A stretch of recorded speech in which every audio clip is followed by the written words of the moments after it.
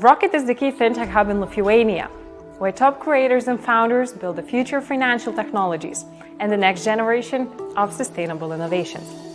Acting as a dynamic ecosystem, we provide space for networking, expertise sharing, and cooperation, enabling and contributing to the success stories of the finance, technology, and innovation sectors.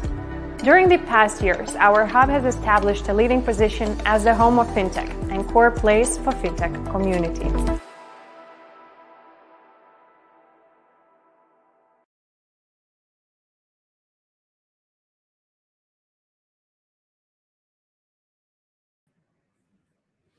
Hello everyone, welcome from ROCKIT, and I'm Camilla and I'm Communication and Partnership Manager here at ROCKIT, and today we're going to talk and discuss about LinkedIn, why, how to grow and scale there. And I'm super excited to invite Katrina, who is CEO and Linkedist. Hello Katrina. Hello, Camilla. Thank you for having me today. Super excited to have you today here. And today we will hear a short presentation from Katrina about super secrets from LinkedIn and what's new there. And then we'll have a short discussion about what's upcoming, those interesting stories. And Katrina, the stage, the screen is yours. Thank you so much. To do the presentation and let's hear what's from you, what's new. And yes, thank you so much. Can you see my screen, Camilla? Yes, it's super. Perfect. Thank you. So first of all, hello everyone. Thank you, Camilla, for a lovely introduction. I bet we will have many more talks after my presentation. So this presentation right now is just to give you some understanding of what we are going to talk about, a few tips, a few things you can use right away within your startup, because today we're talking actually about LinkedIn for startups. And then Camilla and I will have a discussion later on after my presentation as well, where hopefully if you're also having some questions for us, write them in the chat. If not today, maybe I can answer your questions after the live. Thank you so much for having me today, and let's start with the presentation. So a little bit about me. My name is Katrina, as you know, and I have been working with LinkedIn marketing for the last 5 years. And specifically with only LinkedIn and only LinkedIn advertising, marketing, and sales for the last 2 years with Linkedist. And within the last few years, we have been working with many different companies. As you can see on the screen, they are varying from small startup companies up to big corporations. So the knowledge that we have at Linkedist and the knowledge that I have and try to put in this presentation comes from various companies from within various industries. So just before we talk about different strategies and different tips that you can use for your startup, why is LinkedIn even important for startups, especially for startups? If we look at LinkedIn, it can be utilized for a lot of different things, right? First of all, it's personal branding. So if you want to establish yourself as a thought leader, as a professional within a specific niche, that is why you can use LinkedIn, right? You can establish yourself within some time. And I must say it's a long-term game, but you can do it on LinkedIn. Another thing is, of course, company branding. Once you have your own startup, once you are a part of a startup, you can brand your company's products and services on LinkedIn, and in that way generate new leads. It's also investor attention, right? So if you're looking for investments, if you're looking for getting funded, that is also a great platform to get your next investor. Network expansion, logically expanding your network on LinkedIn, speeding up the company growth, that also comes up with creating content, activating your employees, and so forth. And finally, recruitment of new people, right? A lot of the times, especially in smaller startups, people are struggling with hiring the right talent. And when you're a small team, I bet that's very valuable to you because every single person matters. So LinkedIn can definitely help you find the right people for your expanding and scaling team. So just from the top, from the batch, these are some of the key factors or points why you and your startup should be utilizing and using LinkedIn.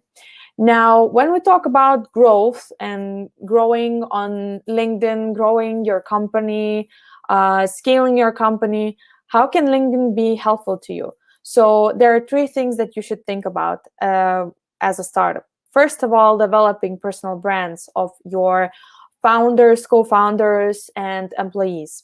Second of all, you should think about strengthening your company brand, right? And that can be, again, as I just mentioned, done through content creation. It can be done through advertising if you have the finances for that.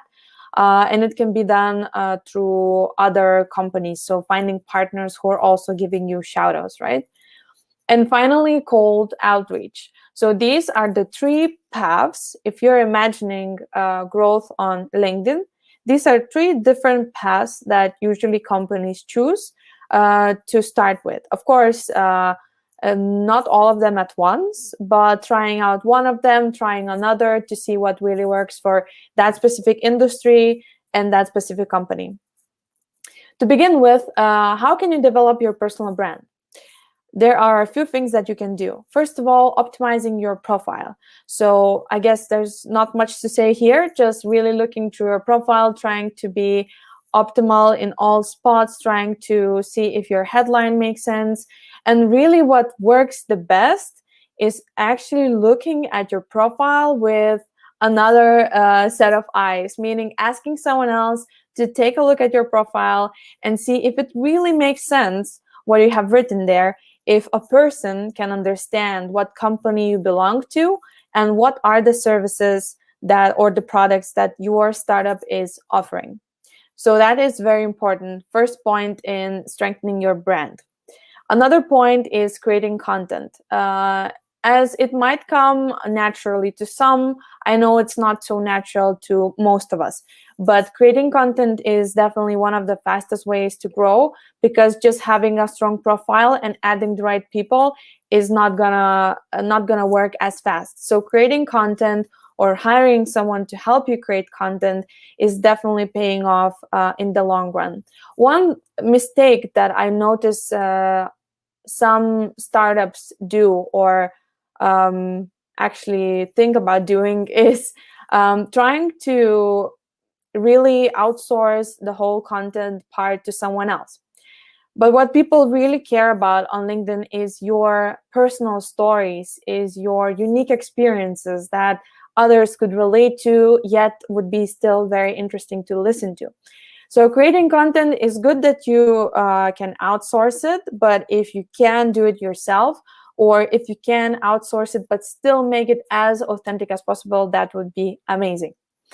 And another point is expanding your network, right? Very simple. Once you have an optimized profile, once you started creating content, then is the time to invite the right people who could be your potential clients. And here is an example of why a strong personal brand really matters, right? There was a research done by Connected Circles, and as you can see, they were comparing the top employee or top directors' posts with the company posts.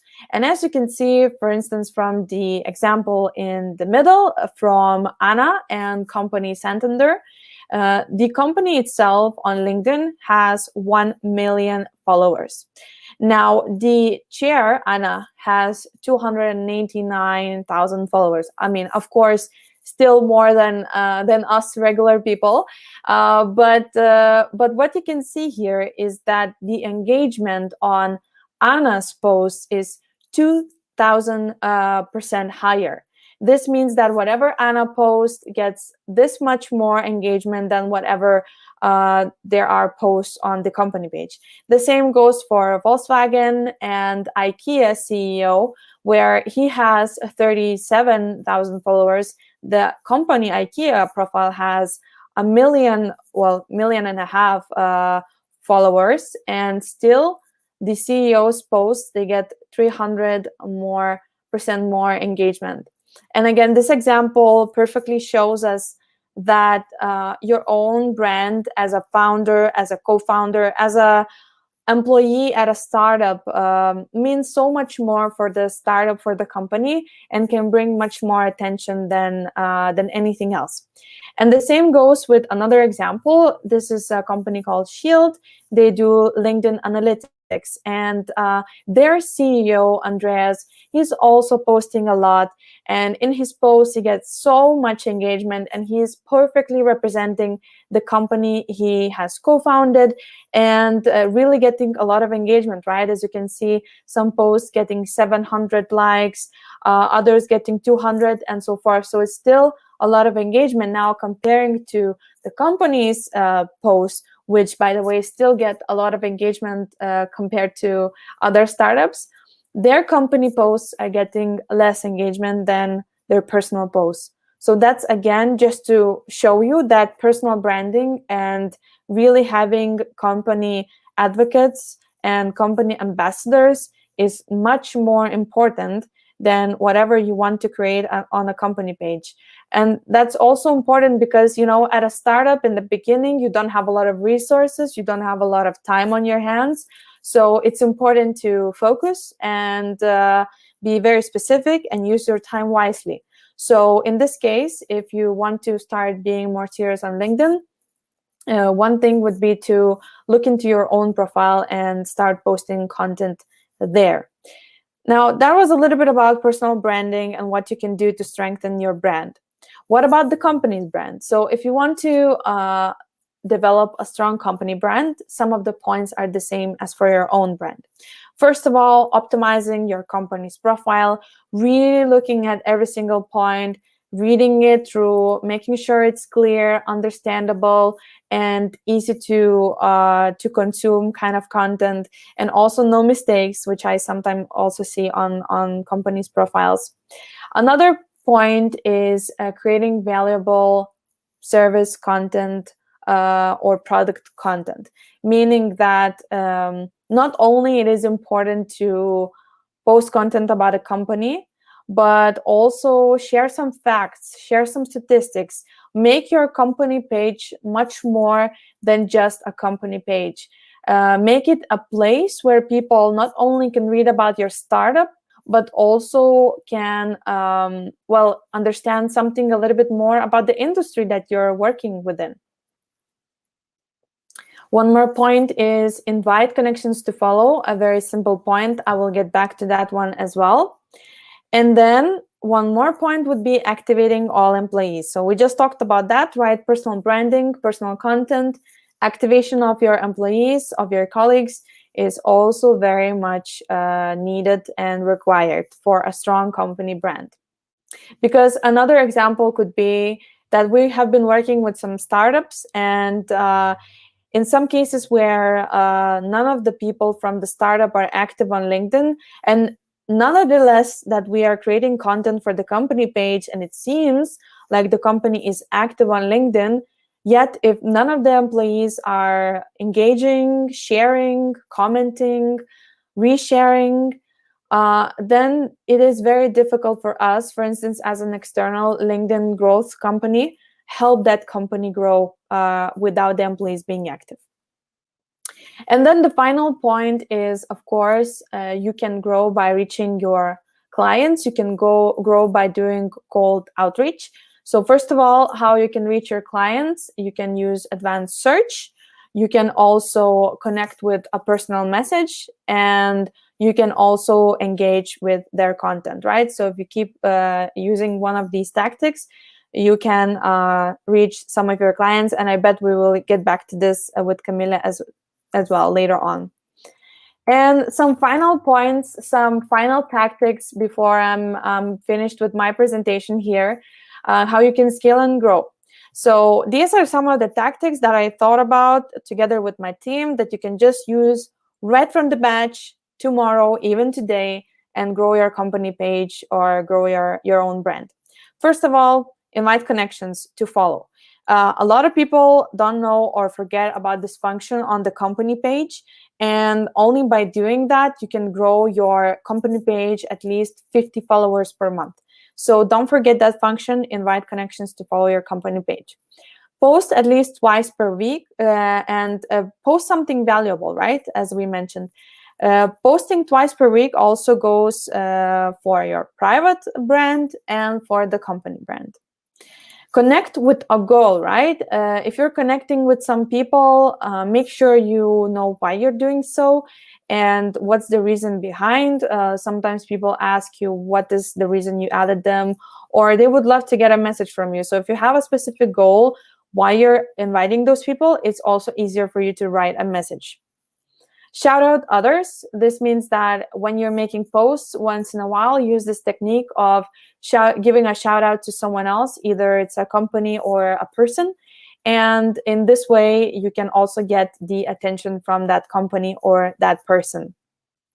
Use documents, because documents are really working right now. It's the best type of content for all of our clients at Linkedist and for ourselves. So if you can use documents right now, they're having the best organic reach.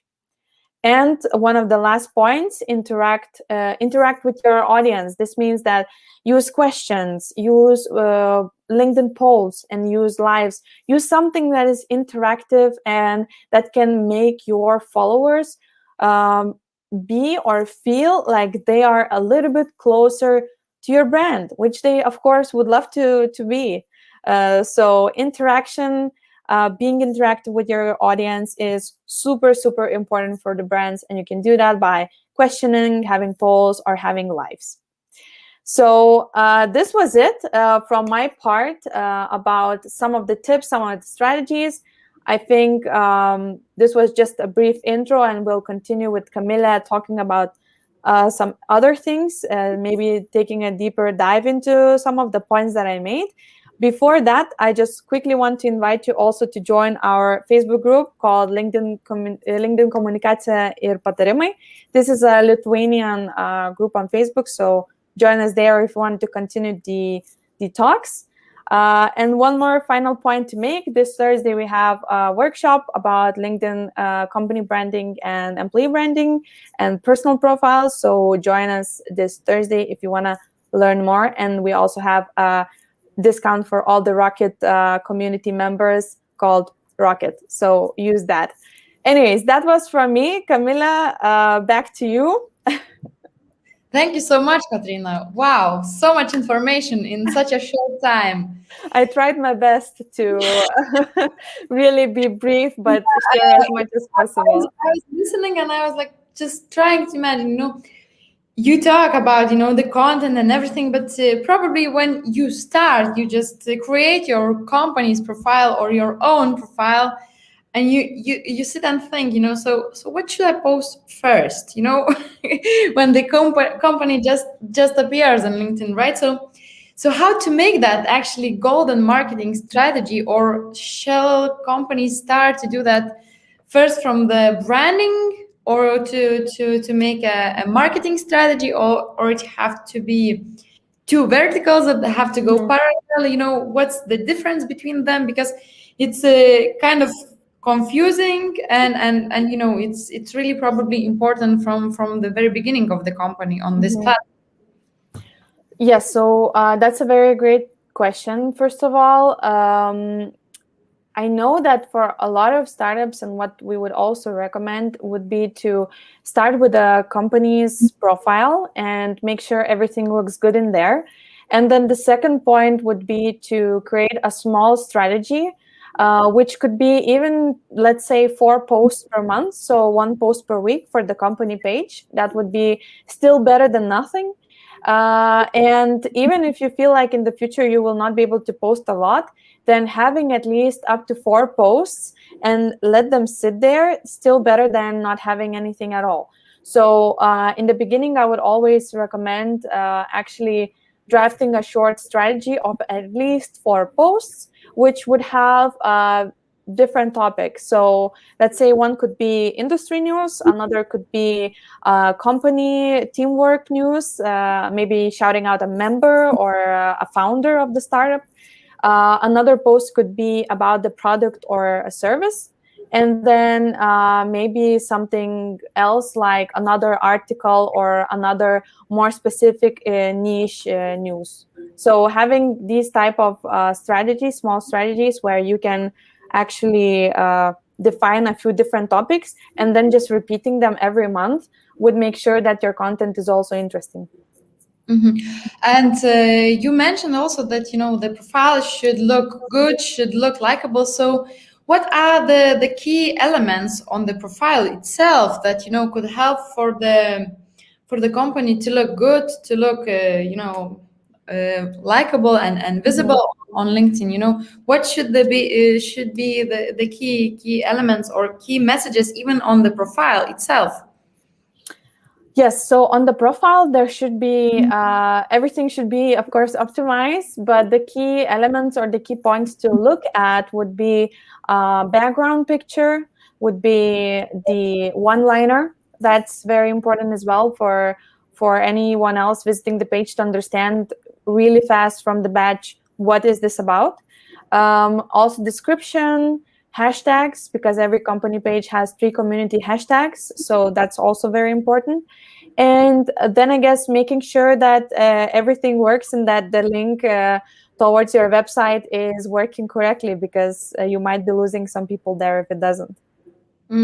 Katrina, you mentioned you worked with Lego, Microsoft, Visma, Workland, and many other companies. So probably while meeting them at the very beginning, right, so they have some similarities and differences what they want from this platform. And actually, what are those similarities and differences when the companies already decides that they want some strategy, some marketing strategy on this platform, they want to have a good enter there, and actually how they change their mind already being there, and how this transformation on the platform itself happens with your help or with their experts help, how it's a thing. So most of the times there are two things that these bigger companies need help with, and those are one, strategy, LinkedIn strategy, because there's usually a person or a few people who are responsible for marketing but don't really know where to start. So that's what we usually help them with, to really prepare a good strategy for a few months ahead. But most of the other companies that we have worked with, which are also bigger companies, they're actually trying to activate their employees. And I know that, a lot of the times there's also other people having a lot of skepticism around this, because, some of them are saying, well, if my employee looks too great on LinkedIn, then I might lose them and things like that. But when we look at bigger corporations, they actually see the value in this, and that's what they need help with. So after working with them, usually their employee profiles are active. People understand the why behind LinkedIn, the why behind content. And even if we haven't worked with, let's say, their brand directly, but rather with the people, that still leads to bigger results, because instead of having one profile on LinkedIn, you have, let's say, 100 people that are being active and have great representative company or their own profiles connected to the company.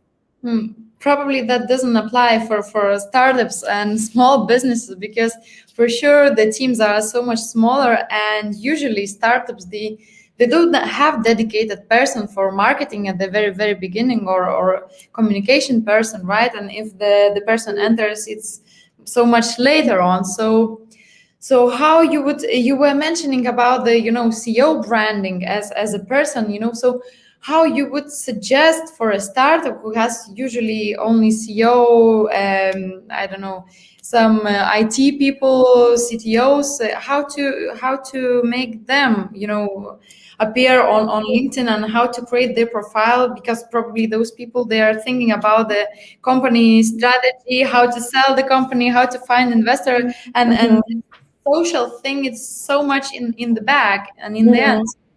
So how they should begin and where they should begin, if the person is the only one who can Mhm. be visible, likable, and Yeah. how to connect that branding yourself with the company if you don't Yeah, have. so that's often the situation or the questions that people have as well. In the beginning, of course, people start with outsourcing some of the tasks that are connected with LinkedIn. So, if it's a small startup, the CEOs usually outsource their connecting with other people tasks to VAs, virtual assistants, or to some, let's say they use some automation softwares, third party tools like Expandy or DuckSoup, where you can schedule and automate a lot of things. So that would be one thing to do. Try to, if you really don't have the time, to see what kind of automation tools you can use to make it easier for yourself.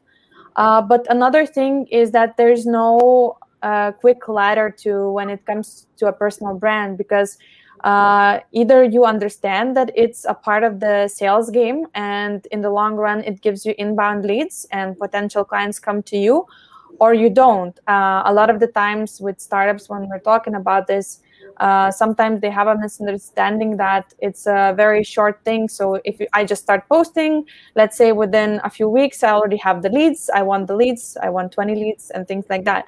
But LinkedIn personal branding and posting is a long-term game. And from what I can see from the clients that we had, who are people, not companies, but people posting, it usually takes minimum 3 months to establish some kind of somewhat of a brand and start getting more engagement. So 3 months at least. That's what startup people should think about. And then the CEO should understand the value. Mhm. Probably one of really good things what social platform has is the analytics, right? And probably it's really important to take a look at them and to have some time to overview. So what you suggest at the beginning to look through what are the key elements on the analytics, because it's one of the key things probably to reach the clients and followers. Yeah, so I guess somewhat looking into the vanity metrics is never a bad idea, which is like likes and comments under posts.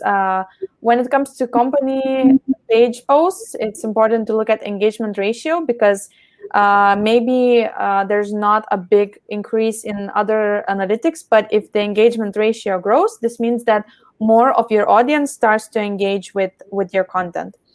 But for the private and personal content, I think it's important to look at comments. The more comments, the better. And the bigger they are, the more in depth they are, LinkedIn gives more points. So if your post is driving discussion and conversation, you're actually getting better reach. So looking at reach, looking at comments, looking at engagement ratio if it's on a company page, and also looking at click-through rate if it's advertising campaigns. Mhm. It's easy to say, the comments and everything, but how to make those comments happen? Because you try many different ways. You post live, you ask some questions, and then still you get 3 likes and one comment maybe, right? So who should be involved, and how you could start those comments happening on your profile? Because usually people just watch, so they see that it's good content, they watch it, and then they scroll up or down, doesn't matter. So how to make those comments happening, how to boost it. So I have two advice here. One is fake it till you make it, and kind of activating your colleagues. So asking your colleagues to engage as well right away when you're posting. I know for some it might feel cringy, but that's just the way you have to do it, because in the first 1 hour of the post, it's very vital to get at least 10, 11, 15 likes, because that gives a boost for the post. So it's important to do that in the beginning, and we have been doing that with Linkedist, and it got us places, so it works. And another thing is trying to never really be neutral, right? When you post something, a lot of the times what I see is that the content is very Well, people are very cautious about what they're posting, and it sounds very neutral, and it doesn't feel like a person is on one or the other side, right? But once you have a post that is a little bit to one-sided towards one or the other side, then of course there will be people who have the opposite opinion, and then you start having a discussion. So I really advise being a little bit more open, curious, and daring to post and be transparent with your thoughts. Okay, we have one question from Kristina Kerklauskaite. Amazing presentation, she said. Thank you. She has a question regarding LinkedIn groups. What do you think about them? Do you think it is worth sharing information about your company, its announcements, events in such groups, or it's a waste of time? Do you try spreading company information in any LinkedIn groups yourself? So we don't really use groups, and none of our clients use groups, and we do not encourage using them unless you find a group that's very active and gets a lot of engagement. I would love to see that group, but we don't really recommend that because no one from the group members really gets any notifications. And I am a part of 30 groups maybe on LinkedIn, but I haven't seen a single group post in maybe 1.5 years. So group content is really not doing well, like I said, but unless if you find like a really active group, that would be, I guess, good. But show it to me because I haven't seen one like that recently. So yeah, I do not recommending investing too much time in it. But Okay. groups can be good. Just a quick comment: groups can be good for if they have already formed and if there are members that you can look at.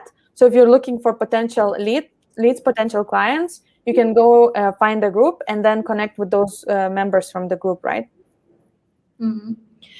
Coming back to startups and small businesses on, on LinkedIn profile, I was just thinking, it's one probably strategy when you want to reach the clients, but totally another story when you want to reach investors or potential partners, right? So, what would you suggest? Maybe you already have made these kind of companies with different startups or small businesses. What content they should bring, in order to attract investors or partners, because they are big players usually. Yes, so I guess if you are trying to attract investors with your content, you should first of all have those investors or potential partners in your network because else they will not maybe see that type of content. But the content should very much be around what the investors care about. So if it's potential growth plans, mentioning some kind of market size, what's in the next half a year in the plans and things like that, just really giving some of that information out there, some numbers, so that it is interesting for the potential investors. But with investors, I would really recommend reaching out yourself, because not always it's good to share some of the data or numbers publicly. So if you really want to catch someone's eye, I think it's good to write them a private email message or just a regular message directly. Yeah, probably. And actually, this leads me to another one question, because pandemics probably had its own impact to social platforms and especially LinkedIn, because, for example, us as Rocket, we were feeling such a vibe and such a boost on this platform, and reaching out different people from all over the world, inviting them to the different events, and the world through the LinkedIn looks so small, and so that you can catch a person somewhere in Singapore or United States or in South Africa. So did you see any trends or differences LinkedIn before pandemic and during pandemic? And do the companies act differently? Should they act differently? Or CEOs or let's say companies, people, employees, they should act Mhm. differently? I think there is one big change that happened throughout pandemic, which was a change that was long awaited, and in a way also coming without the pandemic and before the pandemic, which is being more personal and being more human on the platform. I feel like throughout the pandemic, I've seen so many posts about working with your pants from home, from your bed, or something else, and people became a little bit closer to each other in a way. Still keeping it professional, but in a way more human. And I've noticed the same from some CEOs, from some directors, and so forth, that they became more active because suddenly they lost the real ability to meet people somewhere within the office. So LinkedIn became like a part of their, office space in a way where they're just saying something out to the audience and then people can hear it, right? So these two things, being more human, and also using LinkedIn as a place to keep up with your colleagues. What future do you foresee for this platform, or maybe in general for the social platforms? Because each of them, there are many of them, and they probably are hiding their secrets. Why they're special. And for example, to compare Twitter, Facebook, LinkedIn, they are totally different. So what makes LinkedIn important, and where are the key things that keeps this platform really important for the businesses, for startups, for CEOs, for people who want to engage with the other companies and the experts?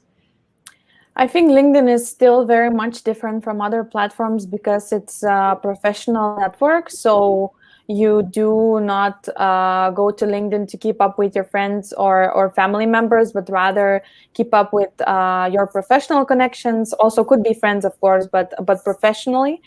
And two things that are coming up for LinkedIn, which I think could be great to announce right now as well. One thing is called LinkedIn Marketplace, and it's coming in autumn. It's basically going to be a boost for a gig economy. So LinkedIn is going to give an ability to every single member, no matter your industry, position, and so forth, to get your own clients. So really, LinkedIn is going to open up another place on the platform where people will be able to sign for projects, get jobs, and do some side hustling on the side, even if you have a corporate job, which I think is amazing. And of course, we don't really know how it will look just yet, but that's coming in autumn. So LinkedIn Marketplace. And another thing is LinkedIn Content Creator Program, which is also coming hopefully this year. And LinkedIn, of course, is seeing that a lot of content creators on the platform are getting attention, but yet we have been struggling for the last years to how to monetize this. And that is also maybe something interesting for startup founders, because if you have a big audience enough, LinkedIn is creating a program where content creators on LinkedIn will get money, will be getting money for posts and reach. So these are two interesting things which I think make LinkedIn a completely unique platform. Well, talking about money and the budget, I just remember the question that always keeps in my mind. So, how much we should spend on LinkedIn whilst, sponsoring campaigns or sponsoring posts, events? So, what is do we have a start budget, or it's just up to the company, how to check, what is right and what is already too much? So a lot of the time, startups don't even have a big budget. So using employees' profiles could be one way to not spend any money on ads at all. But if you're in a scale phase, let's say, where you're having some finances that you can allocate to marketing, I think a good amount for experimenting is a few €100, just 400-600 euros to experiment with your audience, see what type of content works, run a lot of different ads, and then find what works and just put the money in there. Because often I see companies just trying one single ad, seeing how their money goes into the air and not getting anything out of it, and then complaining that LinkedIn is expensive platform to advertise. But what works really is having a few different types, experimenting, and then putting the rest of your money into something that works. I see. Well, coming to an end of our discussion, I just have this question that I actually wanted to ask at the beginning. How you ended up being LinkedIn expert, and how much for you it took, to know everything and actually to already work with the companies and Mm. connect with them, and how was your path actually? So as I can say, my path is definitely not an example because it took me many more years to be where I am, and then other people can be at today with some help. I went through everything myself, and I started just being active on LinkedIn 5 years ago and creating some content. Didn't really know that was called personal branding at all.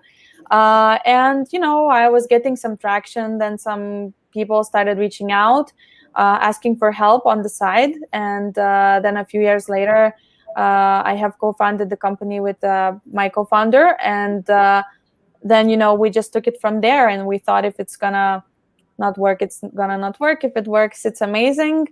And yeah, 1.5 years ago, we just started Linkedist. So it was very, I would say, natural transition of seeing the need in the market, the need from people writing us, and starting a company to just, kind of help those people and those companies.